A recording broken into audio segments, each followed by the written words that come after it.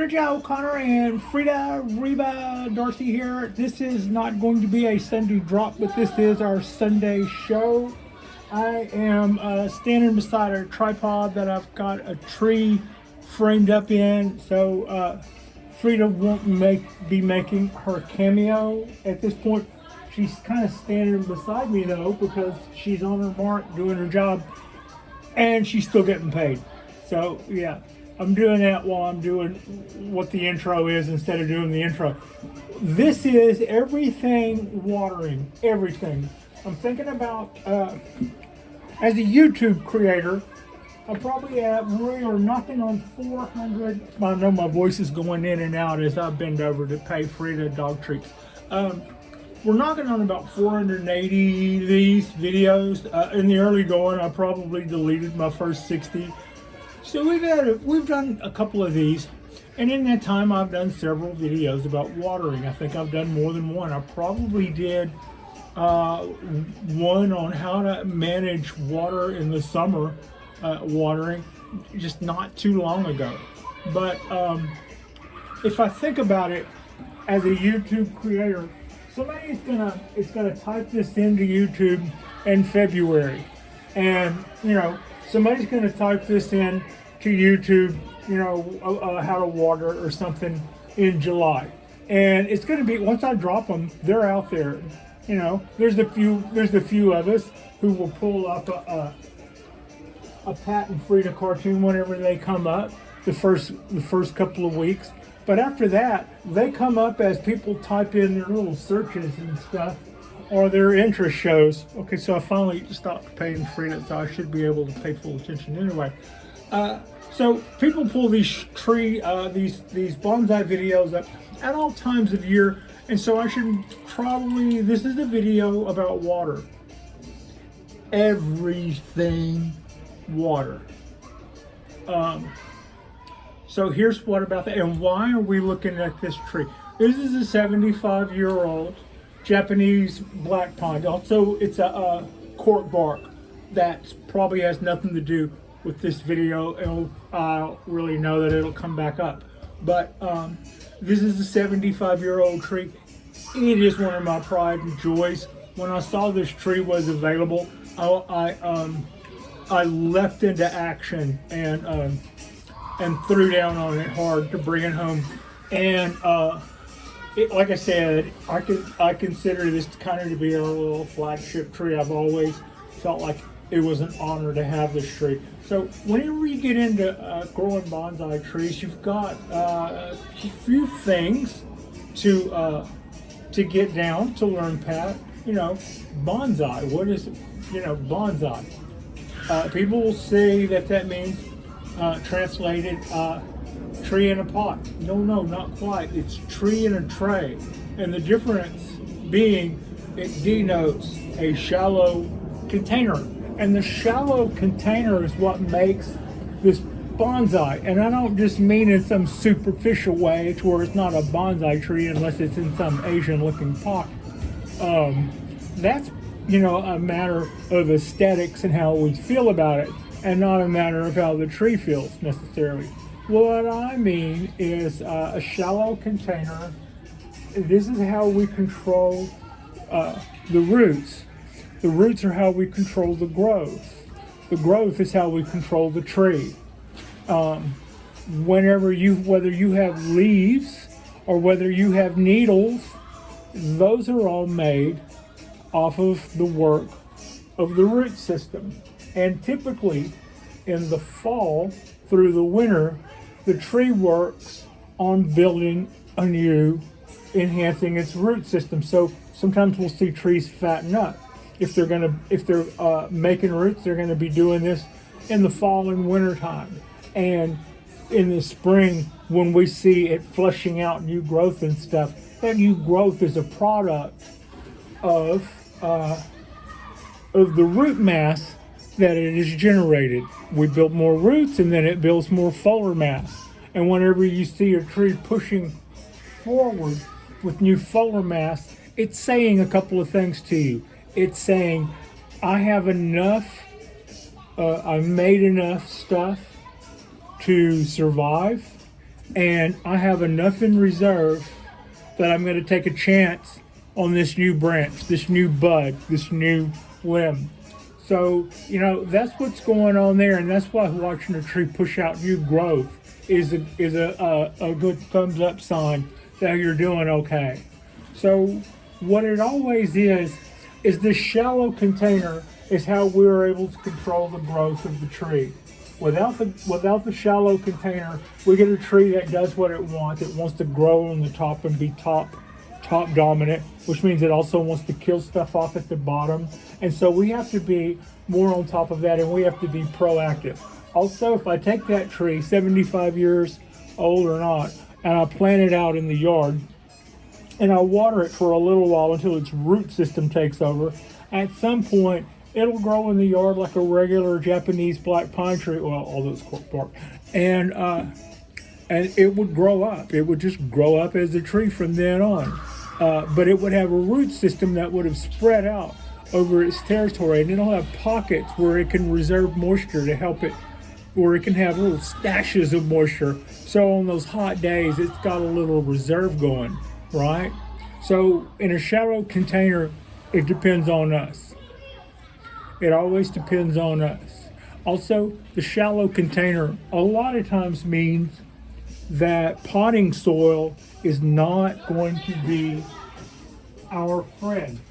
Potting soil will retain water so much that it will lead to situations where a tree is overwatered. And we're going to be talking quite a bit about overwatering in a minute, but we're not there yet. What works better for most bonsai trees, and this is a very blanket statement, but whether or not their trees are considered dry or moderate or wet trees, like a cypress tree a bald cypress takes a lot of water, or wisteria will take a lot of water, so that's a wet tree. A Japanese black pine, its balance of water to oxygen, I've heard it described as more 50-50. You don't want it to dry completely out, but at the same time, you don't want it to rot. Those roots are wood, and if they stay too wet too long, they stop working. The tree starts, you start seeing signs that it's not taking up nutrients, like you're not watering it enough or you're not doing something, but it's not taking up those things because you're killing the roots, basically. So that's why overwatering is such a big deal, but underwatering is also a huge deal. You can kill a tree quite quickly with underwatering. So whereas I just said a Japanese black pine would represent a balance of 50% air and 50% oxygen and 50% moisture to achieve its balance, and if you get too much water, then you got to back off. And then if you were to back off and put a fan on it and maybe put a heater in the room or something to vape off, then you would go from there to way too dry. And if you find yourself doing stuff like that to try to dry a tree out, or one way or the other, you're going from one extreme to the other, and you're not doing your tree really any favors at all. So what's best is to judge the health of the needles, judge the health of the tree by the health of the needles. The first thing it'll do, if it's being overwatered, will show you an overall yellowing, and it will also and that won't be in patches, but that'll be kind of overall.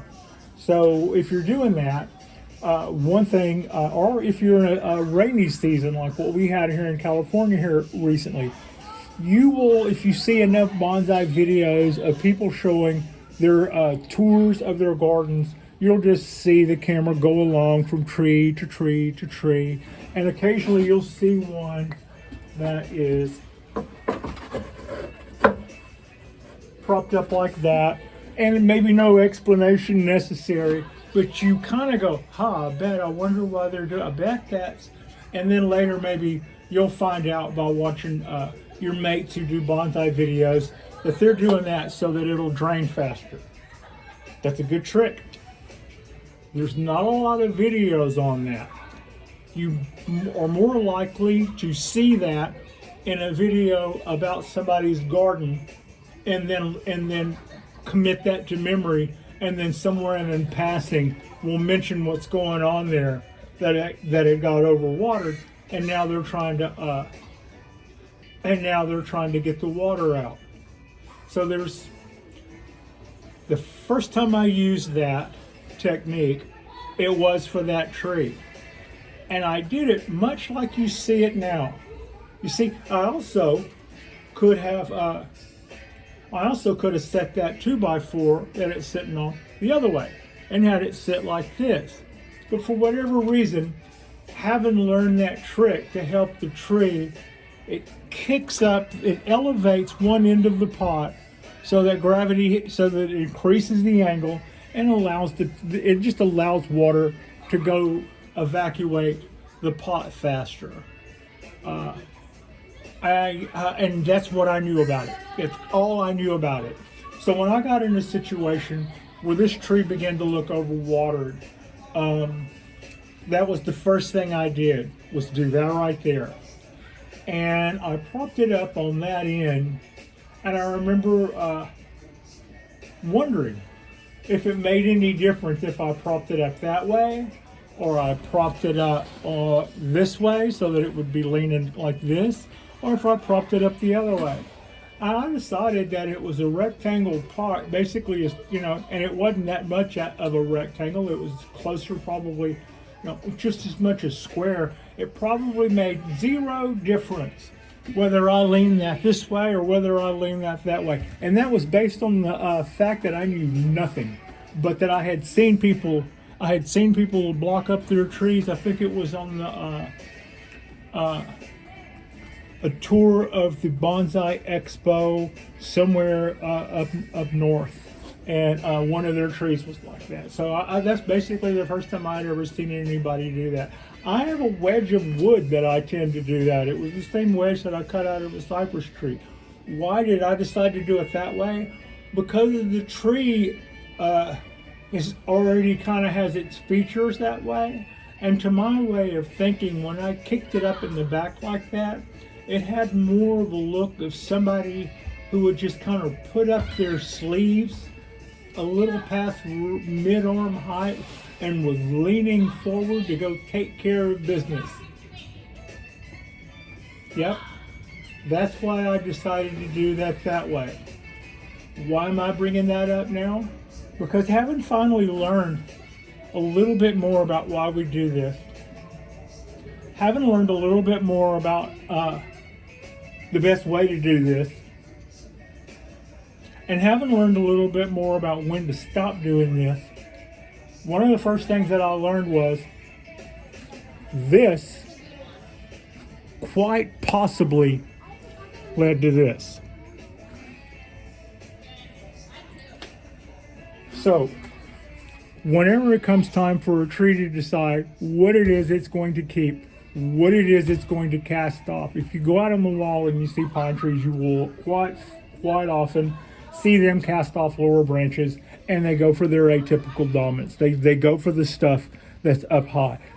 That's where the auxins hang out at the tips of the. That's where the auxins hang out at the tips of the branches, and the lower branches are going to have less of that hormone. And the absence of that hormone means they get allocated less stuff. So, by driving that part of the tree farther down on a tree that was getting weak, I'm making that more susceptible to that. And I say that because that was whenever the tree began to weaken and that yellow goes on, and I started doing this. A side note was when the trees began to recover, this didn't. And that marked the beginning of the end for this, which is going to be a later episode about how I learned to gin a Japanese cork bark pine. So, should I not have done that? Not exactly. That was the way to go, actually. That was a good thing for me to do then, and absolutely did what I wanted it to do. Tilting it up like that made it a little bit more. It made it a little easier for the water to evacuate the pot. In this instance, what I had done was we were doing a project on the balcony, and I brought most of the trees in the living room for about 4 hours while I moved around scaffolding jacks and large pieces of lumber out on the balcony. And when I moved them out, I put them back in a slightly mixed up order, and I set this one down in a drip tray that was actually a baking tin, and I didn't notice how much water it had in it. Either that or the next day when I watered it, it filled up. So a couple of days later when I noticed it was sitting in water this deep, I took it out. And a couple of days after that, I probably already forgot about it, but the damage was done. I'd killed the bottom of the roots, and that would become an obstruction, and the tree began to go a huge, quick decline. And whereas I say, usually there's no such thing, probably most of the time, as emergency repots. It's usually that it's not taking in water or something like that. And if you just slowly water, you can make it around the potting season. This was a clear example of the tree kept getting worse and worse and worse until I finally unpotted it and cut off about 2 inches of roots in a mat at the bottom of the pot, laid down some fresh substrate, and set the tree back in it. The recovery from that was almost immediate. But this part of the tree never recovered, and me tilting the tree down like that so that it would look like Popeye going to take care of business was not helping my case for the least dominant part. You know, the reason we balance out the energy in the tree is so that the tree will not decide that it has to cast off smaller parts. When you even out the needles on a tree, it doesn't see one part is more dominant than the next, and then it doesn't decide to kill off one part. So also because of the condition of the tree, I wasn't able to thin the needles, and I wasn't able to do the candles, so I could do nothing but just make sure that got plenty of light and plenty of food, which is now getting fed year round because it's in recovery mode. But all of those things were falling off the balance a little bit of our of watering. We got on one side or the other, and whereas I say a Japanese black pine is going to be 50% oxygen and 50% water, my ponderosa would be a little bit more air to water. It would be 70% oxygen to 40% water. Even then, I can't underwater my ponderosa. And the way that a great way to regulate watering, and something that was a big help for me, was my teacher had a tendency to grow trees in pure akadama, and they are a world-class bonsai grower. So their ability to hang out in their garden and not hang out, it's not like they don't do things. The guy travels all over the world actually, but their ability to stay in touch and in zen with their garden and water Japanese black pines that are in pure akadama worked absolutely well for them. I found that it retained too much moisture, and then I needed to go with something that was more a third akadama, a third lava, a third pumice. And we typically, if you wanted to buy that at a bonsai supply place, you would look for that called Boon Mix. That's Boon Mix. My ponderosas are in also Boon Mix, except whenever I get them, they seem to always have Boon Mix with a little charcoal mixed in with there. I don't know, I think charcoal's risky, but what else? But the particles are going to be bigger because the tree needs to be drier. What you want in bonsai in a perfect world is to water the tree every day. On extremely hot days, you may water it more than once a day, but if it takes in, and the way you water is you water on top, on all sides, until it comes out of the bottom, and then you stop watering. What we want to do is we want water to go through the pot, and as it comes out of the bottom, we want it to pull a vacuum and pull in fresh oxygen behind it. The substrate, some of it, like some of it, the pumice is not going to soak up a lot of water, although it will soak up a little. The akadama will stay moist but won't but will allow water to pass through it. So you would, in a perfect world, see the water go all the way through it, but some of the substrate would maintain moisture, and that it would maintain until we came back and do that again this time tomorrow, which is why we don't a lot of times use or get away with, and you do see people doing it, but they're kind of tugging against faith, and they're probably not getting the results they could when they use nursery topsoil or just regular potting soil. So having something that will rapidly move the water through it and then can dry out is, for most bonsai trees, which are trees in a shallow container, allows the person to grow on the tree to be able to water the tree every day. And that's kind of what we do to set up a tree in balance. If it needs to be drier than that, it's easy. It's better if we can to make a substrate that will still dry that soil out sooner. In this case, that would probably mean, bigger granules. Instead of having tiny granules, you have bigger chunks, so that that oxygen to moisture ratio goes up because of the bigger chunks, bigger spaces in between them and all that. And so that's kind of how we regulate that.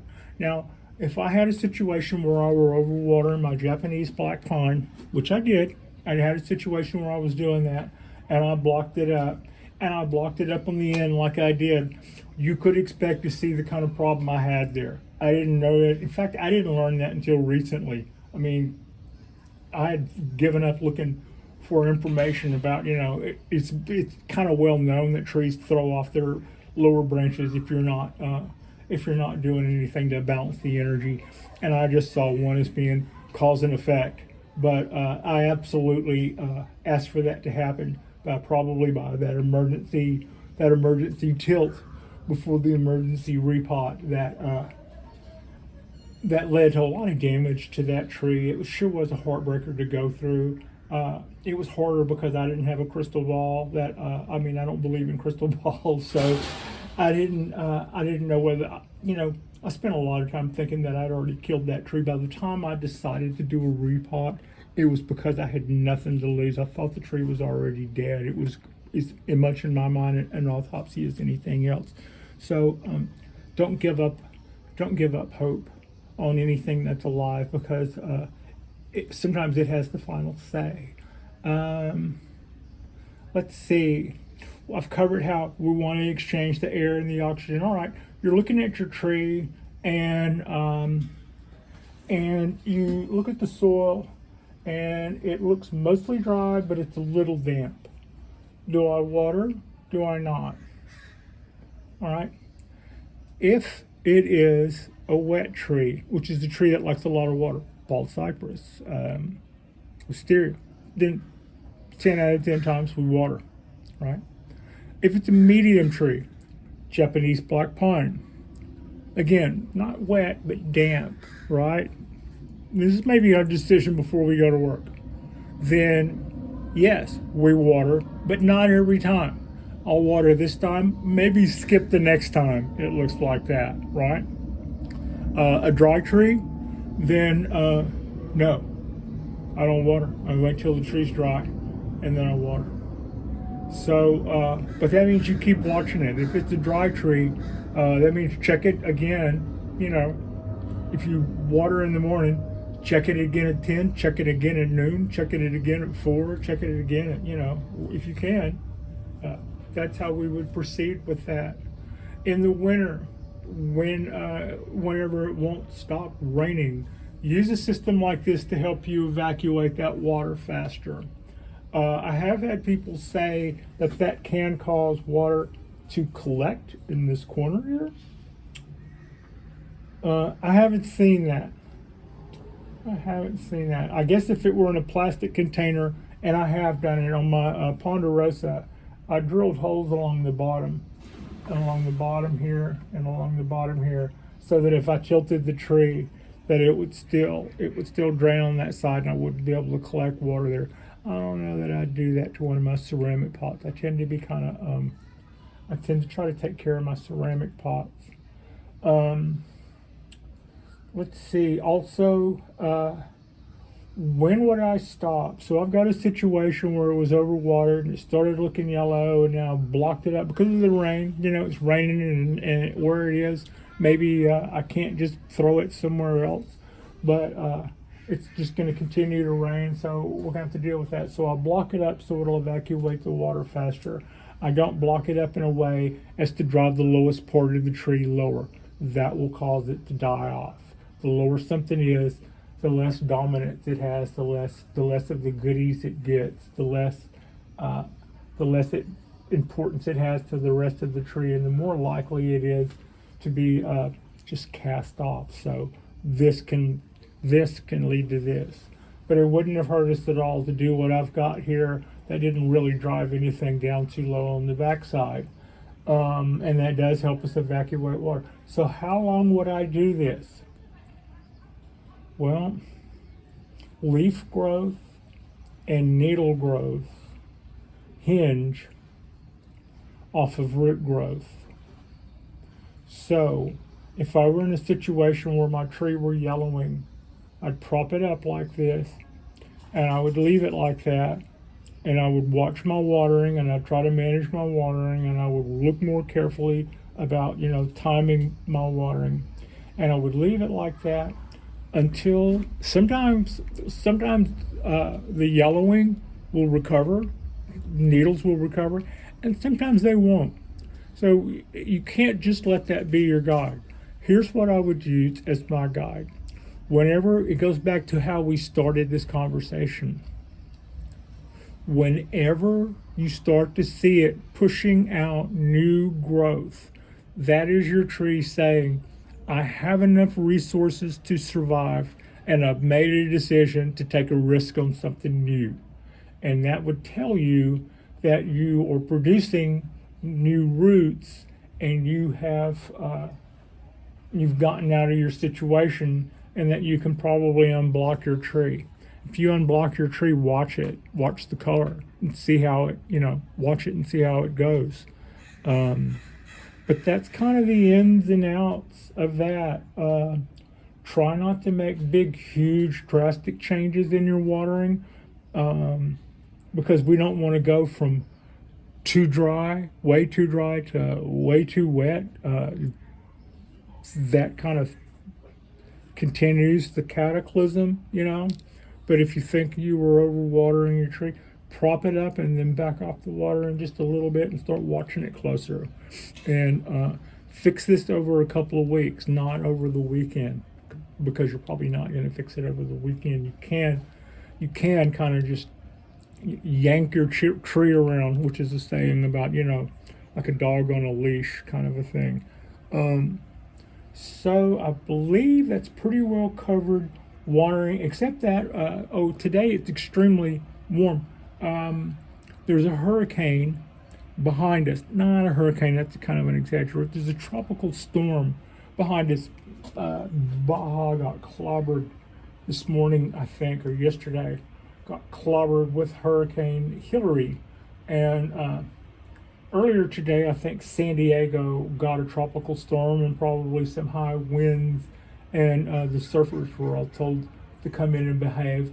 So that's what's going on off behind us. If we got that, and it doesn't look like we're going to, it would be a tropical storm coming in from our desert side. And even though the water is right over there, like literally, I could throw a bottle and hit the water if I threw it hard that way. If we got any of the storm, it would be coming in from our desert side, so I wouldn't expect any flooding or anything like that, although everybody's getting high winds. So with that in mind, it's also my birthday. I'm 64 years old as of August the 20th, Sunday, this is not going to be a Sunday drop, but yeah, that happened. And so that's watering. That's the ins and outs of watering. If it were 1 trillion degrees and I had these guys on the rail, I might take white t-shirt type material and wet it and lay it across the top. That would keep the pots from getting too hot. That would keep the roots cool.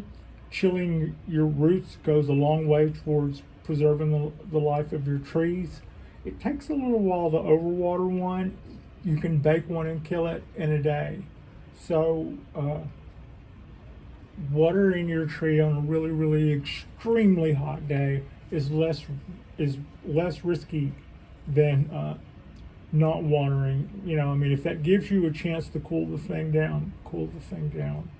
So that's the way that works on watering in the summer, and a little bit about watering in the winter whenever you might be looking at excessive water and what you can do about it and how you should do this. I didn't know the ins and outs of this trick when I did it, and I would say that it changed the health of the tree and bought me some time, but my inability to do it correctly, or what I didn't know about it, quite probably led to my losing this end, because the first thing I did was prop that end up, which drove that farther down, which made that weaker than it already was on a tree that I had put in that position because it was getting weak. So yeah, that is our long spill on watering. It's easier to water 10 trees of the same species and get a good feel for it than it is to water one tree of a species when you're getting to know it, especially if it's in a bonsai pot. And I learned a lot by getting cheap trees, 10s at a time. I mean, literally, you can spend $30 and have 10 of something delivered, you know. So once you get those guys all going and they're not too wet or too dry, you find that the other stuff you have, your issues just seem to go away on themselves without you really thinking about it. So yeah, that's all my little nickels worth of tips on water and watering and water evacuation. Like and subscribe if you guys haven't already. This will be probably our early week drop. Then we'll probably do something else again around Wednesday. And I appreciate you, and Frida appreciates you. And thank you so much for watching.